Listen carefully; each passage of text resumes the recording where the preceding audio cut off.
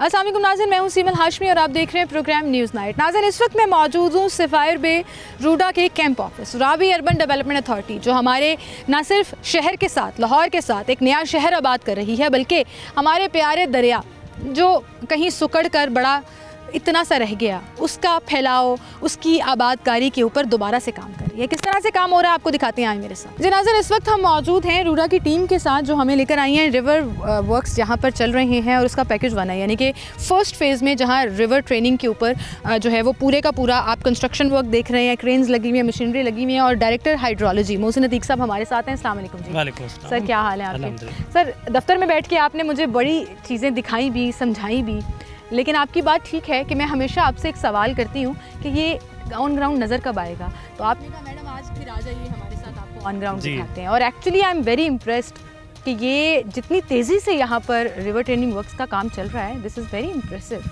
जी अल्हम्दुलिल्लाह, ये पहला काम था जो रावी अर्बन डेवलपमेंट अथॉरिटी ने स्टार्ट किया, और इसका मकसद ये था, सिंपल एक जुमले में मैं बताऊँ तो, दरिया की बहाली।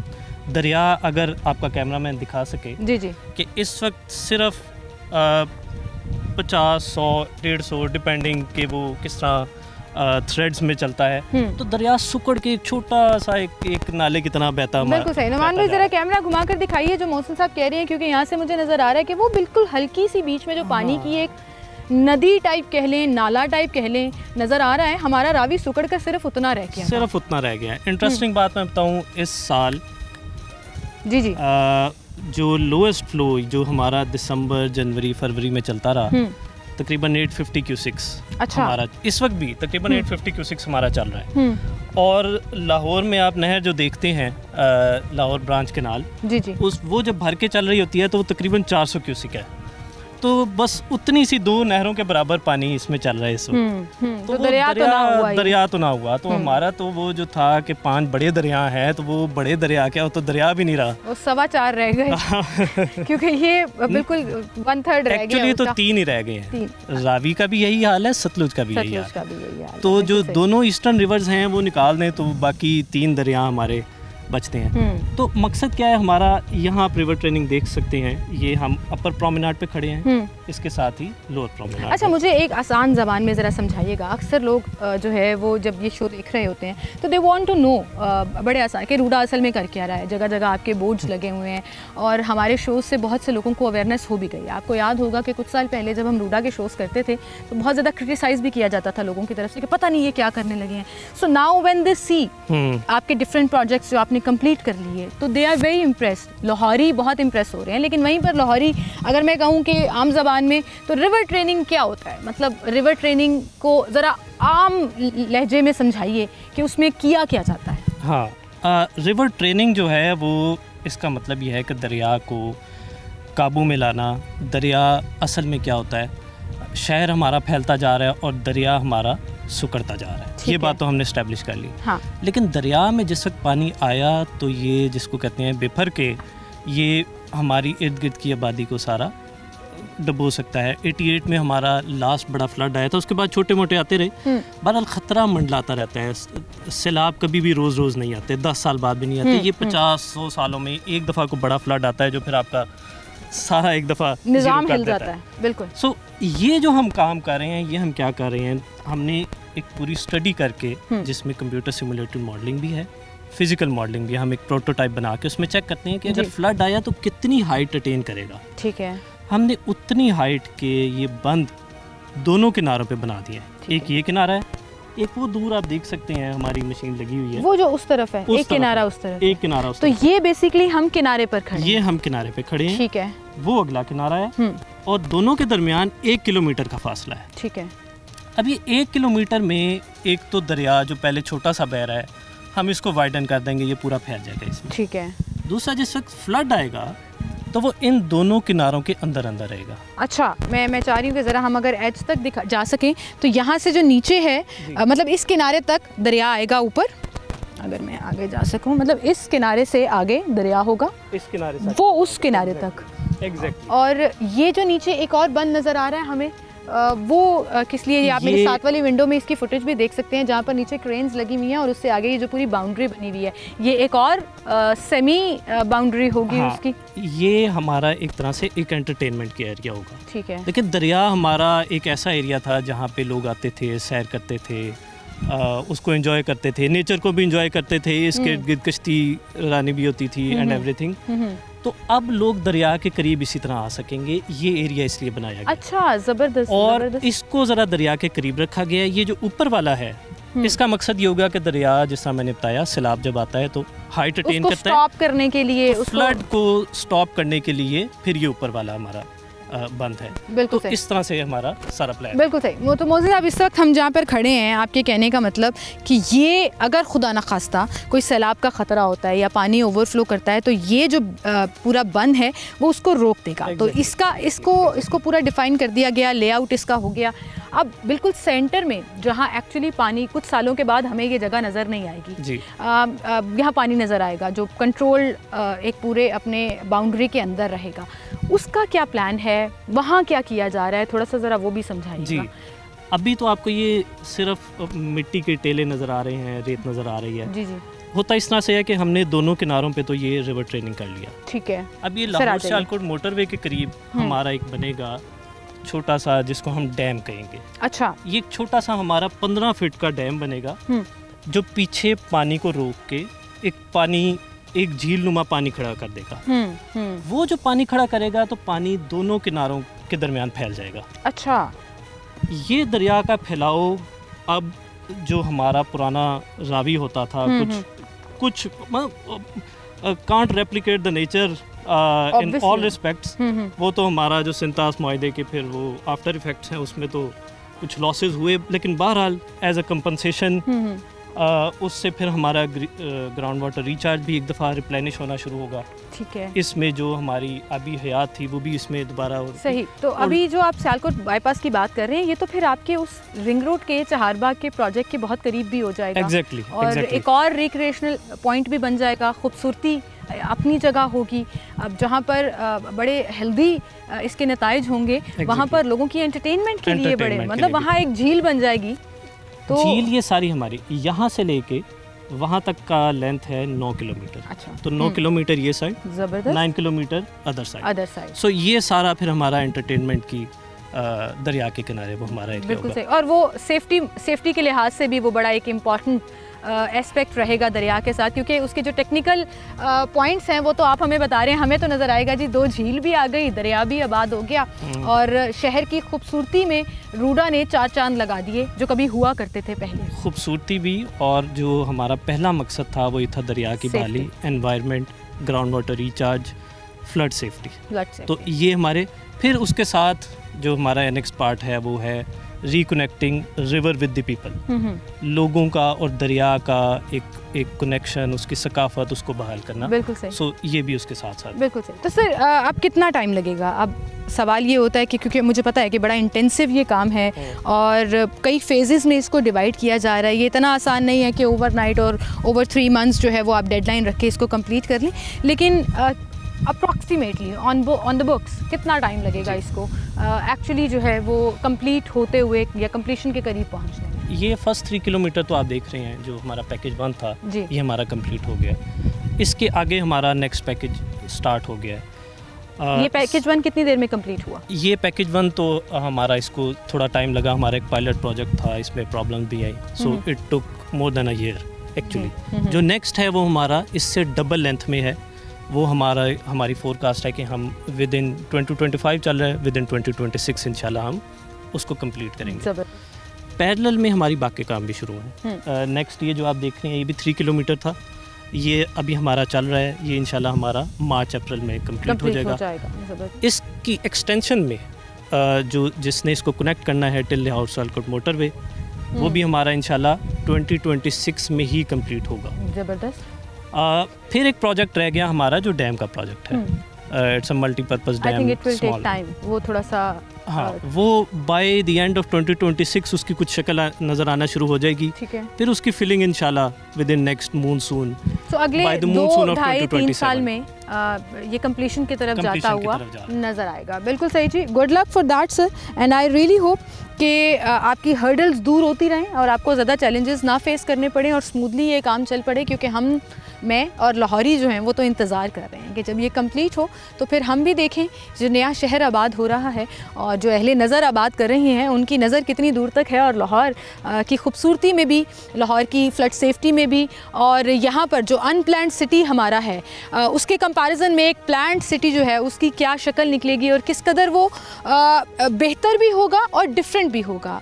इसमें ये बिल्कुल मकसद नहीं है कि अभी जो लाहौर है वो खूबसूरत नहीं है, वो बिल्कुल है, और मैं बार बार ये कह रही हूँ कि उसकी खूबसूरती में जो कमियां रह गई कहीं पर उसको पूरा करने के लिए ये नया शहर आबाद हो रहा है। बिल्कुल सही कह रही हूँ मैं सर, सही कह रही हूँ? बिल्कुल ऐसे ही है, 100% ऐसे ही। बहुत शुक्रिया सर आपका। एक छोटी सी ब्रेक लेते हैं, नाज़रीन दोबारा हाजिर होंगे।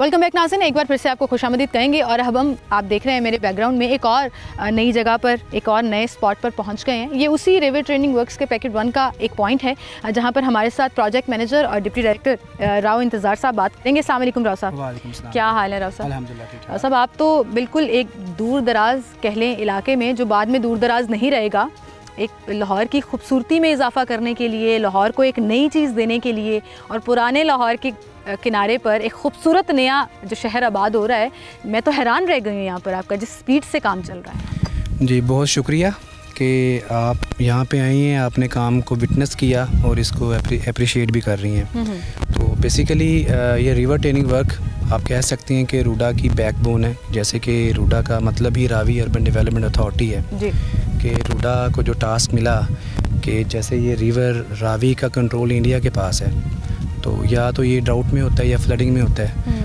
और लाहौर का सारा वेस्टेज इसमें आ रहा, तो एक नाला में कन्वर्ट हो चुका है। तो उस चीज़ को देखते हुए गवर्नमेंट ने बहुत अच्छा एक इनिशिएटिव लिया कि इस रिवर को हमने रीअलाइव करना है।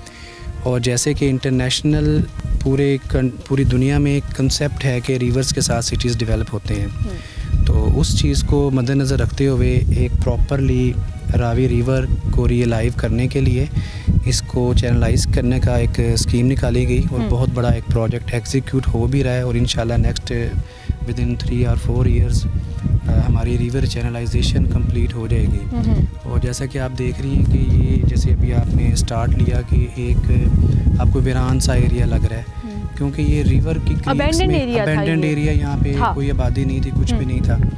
तो अल्हम्दुलिल्लाह बहुत इसमें मेहनत है, काविश है, और अच्छी एक प्लानिंग एग्जीक्यूशन हमारे CEO इमरान अमीन साहब, उनके साथ हमारी मुकम्मल टीम, हमारे EDs, हमारे सब डिपार्टमेंट्स, सब की इस चीज़ को सक्सेसफुल करने के लिए हर बंदे की यहाँ पे बहुत ज़्यादा अनथक मेहनत है कि आज हम इस स्टेज पे पहुँच चुके हैं कि अल्हम्दुलिल्लाह जो हमारा रिवर ट्रेनिंग वर्क का पैकेज 1 है वो हम सब्सटेंशली कंप्लीशन उसकी कंप्लीट हो चुकी है, और in next week, in upcoming week हम यहाँ पे अपनी प्लांटेशन और ग्रासिंग भी स्टार्ट कर रहे हैं।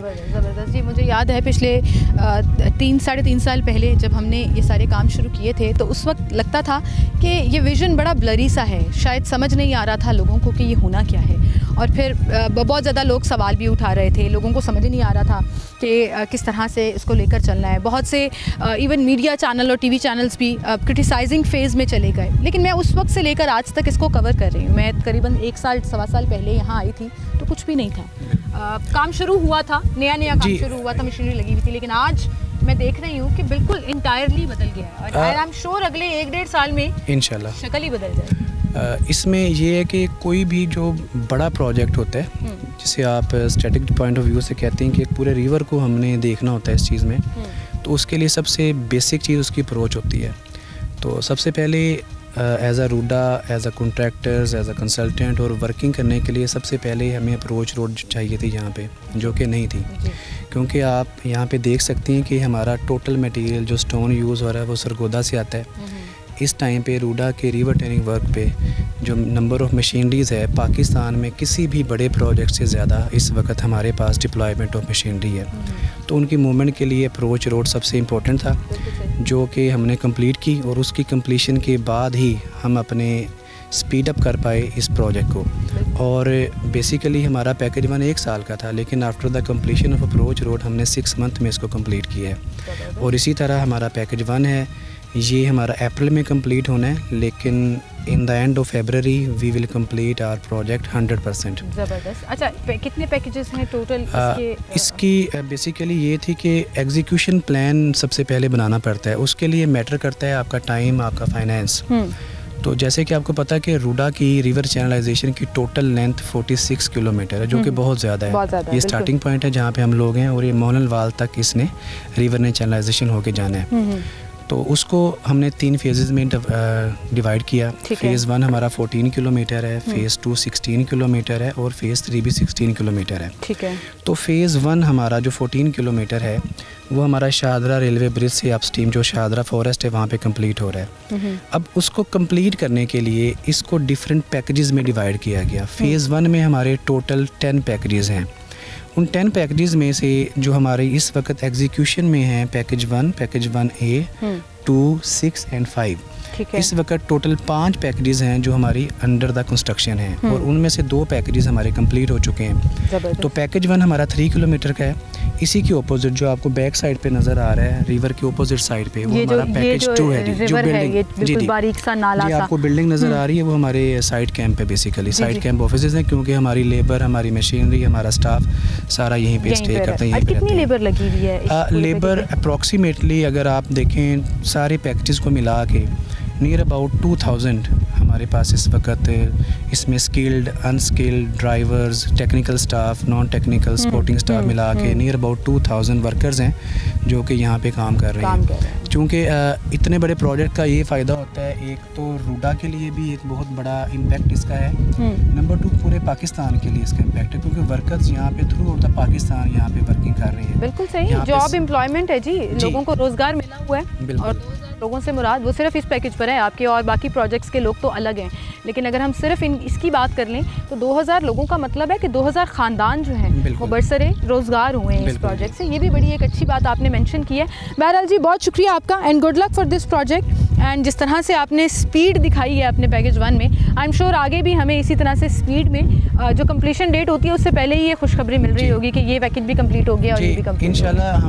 हमारी जो प्लानिंग है बेसिकली उसमें हमारे CEO साहब का बहुत बड़ा रोल है कि वो इस चीज़ को मॉनिटर करते हैं प्रॉपर्ली। वीकली हमारी मीटिंग्स होती हैं, तो उनका यही टारगेट है कि बिफोर टाइम अगर हम कंप्लीट करते हैं तो ये रूडा के लिए और इन फ्यूचर जो भी यहाँ पे डेवलपमेंट्स होगी उसके लिए बड़ा टाइमली स्टार्ट होंगी और उसके लिए बहुत बड़ा बेनिफिट होगा। बिल्कुल सही, बिल्कुल सही। बहुत शुक्रिया जी आपका, गुड लक फॉर दैट। और इसी के साथ नाज़रीन एक छोटी सी ब्रेक लेते हैं, दोबारा हाजिर होंगे, हमारे साथ रहिए।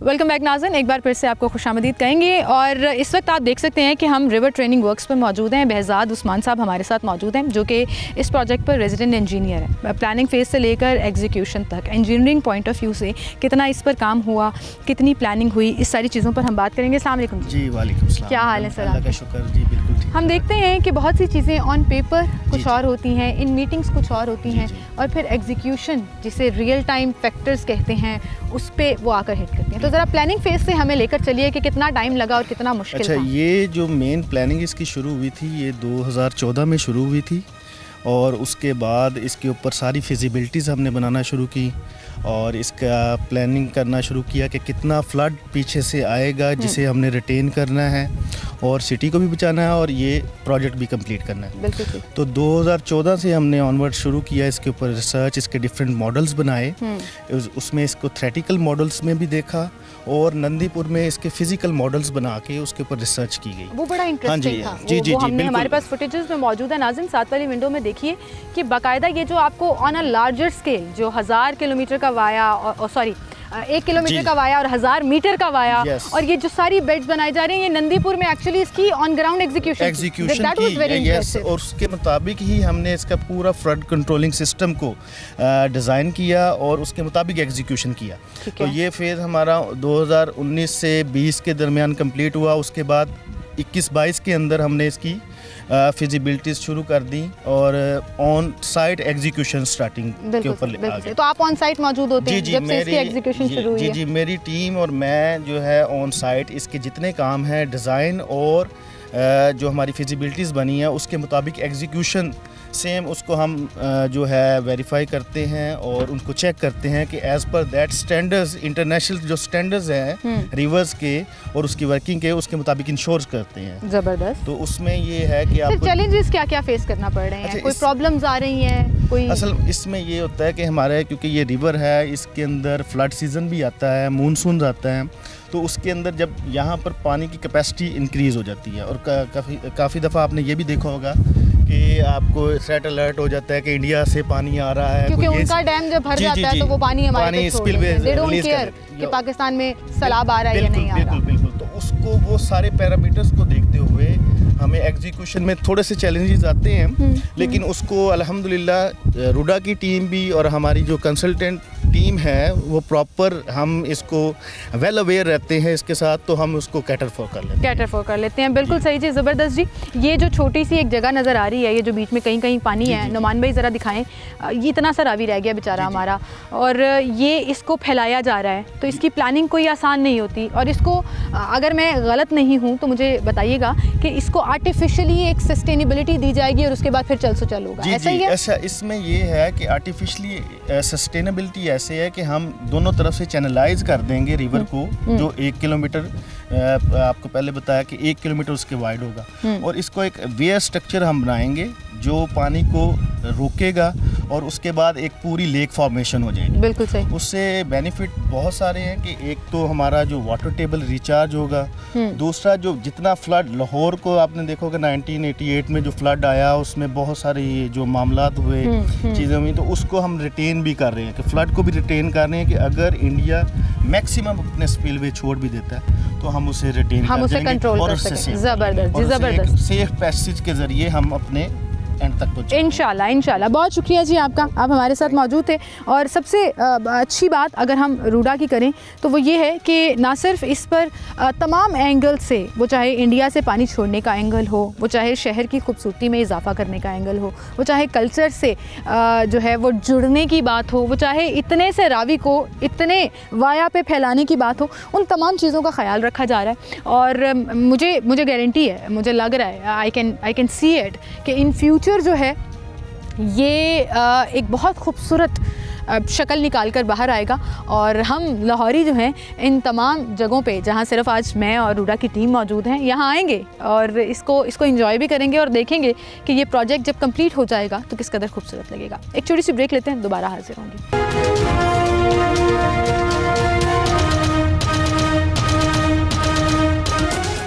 वेलकम बैक नाज़रीन, एक बार फिर से आपको खुशामदीद कहेंगे। इस वक्त हम सफ़ायर बे रावी मस्कन जो रूडा की बेस है, जहाँ से काम और बड़ी तेज़ी से काम, बड़ा इंटेंस किस्म का काम जो है वो जारी व सारी है। और यहाँ आप मेरे बैकग्राउंड पे देख सकते हैं कि while this construction work is going on, यहाँ पर रूडा की तरफ से बड़े खूबसूरत झंडे भी बनाए गए हैं। एक हुकूमत पंजाब का है, फिर पाकिस्तान का है और रूडा का है, वो भी आपको दिखाएंगे। और हमारे साथ इन्वायरमेंट की डायरेक्टर नादिया साहिबा मौजूद हैं। और मैं हमेशा जब भी रूडा के किसी भी प्रोजेक्ट के हवाले से, चाहे हम इतनी दूर यहाँ सफ़ायर बे पर मौजूद हों, चाहे हम चहार बाग में हों, चाहे हम इंडस्ट्रियल जोन में जाएं या रूडा के हेड ऑफिस में जाएं, एक चीज़ के ऊपर मुझे लगता है कि रूडा खुद भी बहुत ज़्यादा फोकस्ड है, और वो है इन्वायरमेंट। और इन्वायरमेंट जो है वो आप देख रही हैं पूरा जितने भी प्रोजेक्ट्स चल रहे हैं। अस्सलाम वालेकुम।